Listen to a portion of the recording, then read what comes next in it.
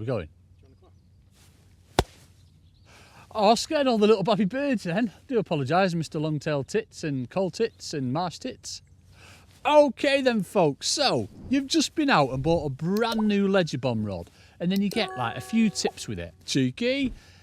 And which one do you use? Well, as a rule, I'd always recommend using the lightest tip. But that can change, especially if you're on big open wild venues or big open commercials, you've got a lot of wind on, or rivers where you'll have to go to slightly heavier tips. Let me show you what I mean. So I've got 4 different kinds of quiver tip here. Now most rods, if Richard can zoom in on these, most rods or most spare tips that you get, they'll have the actual guides on down here. So we know we've got 2 ounce there, we've got ½ an ounce, ounce and a half, and then we've got an ounce.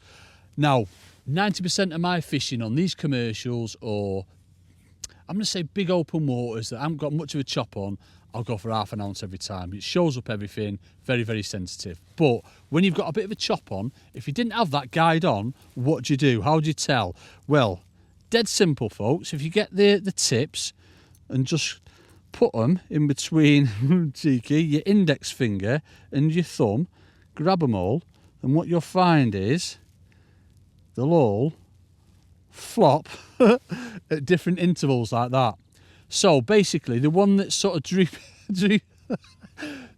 the furthest, you know that's your lightest tip. So we know that's a ½ an ounce, and then we're coming up to an ounce, then we've got an ounce and a half, and then we've got a 2 ounce. So obviously, as I've said, 90% of my fishing I'll always do with the lightest tip. And then if it was windier, big open venues, river fishing, that's when I'd go for like my 2 ounce tip.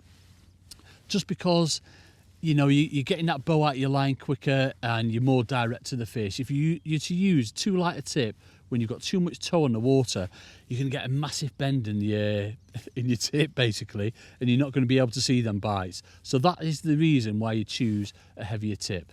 Nice and simple, but it's overlooked. And you know, I just wanted to go through with you how easy it is to check a light tip to a heavier tip.